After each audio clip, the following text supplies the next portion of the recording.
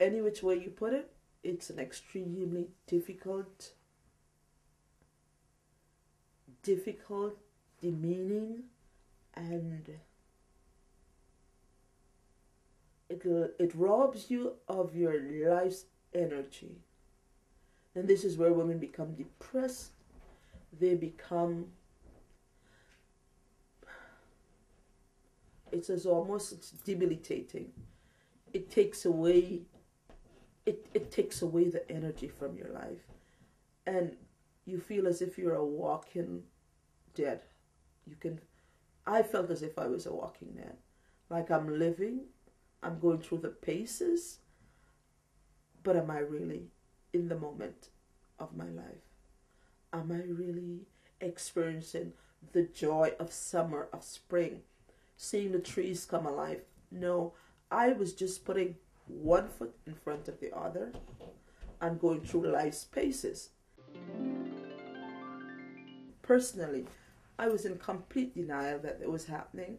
I told myself I was smart, I was articulate, I was educated, and this was not happening. This is not abuse. I excused it by saying he was just being nasty. And so a lot of times as women, we put ourselves in denial because we want to hold the family together. We want to maintain the idea that we have a family that is okay, that our children are fine. But as women, I understand in the aftermath that the children are not fine. When I look at my son, who displays all the behavior that dad displays, the same manner of speaking to his girlfriend, the same manner, it carries on. And so we think we want to fix it right, but sometimes we are doing more harm because we stay in that relationship. And so it begins to impact our children who have learned those behaviors and those attitudes, and they carry it on. So again, it's recognizing, not being in denial, or even if we've been in denial for a while, opening our eyes and seeing, opening our ears and really hearing what's being said to us. And making changes, making the choice not to let the abuse continue, making the choice.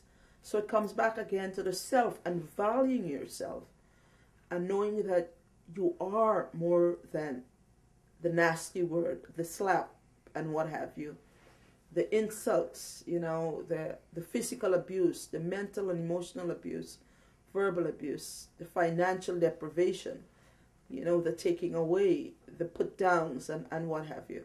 As women, we have to get back to the place where we recognize, we become aware, and we no longer accept that behavior, but we accept that we are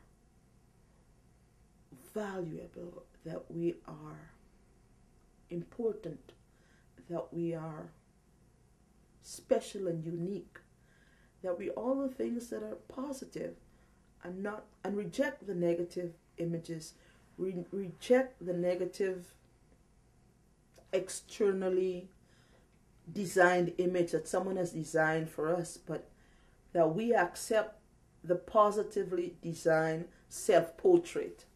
I think that's what is important. I found out that I was not the only person who had gone through this. In fact, and sad to say, there's way too many of us who have had these similar experiences. There are way too many of us who feel like we're by ourselves and we can't share this, and that we feel that there's a great shame that's come upon us. And I want to tell you that that's not the truth. That's the truth that you've been told. That is not the truth. Okay, so you've made it to this video. You're watching this video, and the fact that you're actually able to watch this video indicates that you're a survivor, that you've made it to this place, that you have overcome whatever it is you need to overcome to get your body here, to get yourself here. And that's pretty amazing, because that's not easy. It's not easy to get up in the morning and leave behind some of the things, good and bad, that you've had to leave behind to get here. So the question, I think, one of the initial questions that can be really helpful when you're moving from where you are to somewhere else is to ask yourself, what is it that enabled me to survive? How did I get from wherever it is I've been to wherever it is right now? When you think about that, take a second to, close your eyes and really feel inside yourself. Find that place inside of you that's about you. And go deep inside to find a core strength. One thing, just one tiny thing that allowed you to get from there to here, to this place of safety. Within each one of us, I'm convinced that we have a little minute part that we have saved. That's not contaminated. That's a little piece of virgin soil that we keep, that we hold in reserve, that somehow we preserve that part. This is when you reach within yourself, you're touching that aspect, that pure, undiluted part of you that you savor. We can call it the innocent child within us, that we all somehow, at times, in our playful self, we can pull that child up, pull that part up, and go where it's safe within us. I encourage women to find that aspect, that part that we've preserved, that we've kept so it's untainted. And when you go there, it's like touching the core of yourself.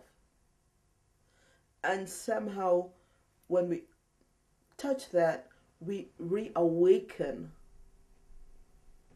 We reawaken that part that is just that unique self. And there is where again we can begin to carve and to renew and to start making it whole again, because we are the ultimate designers of our lives.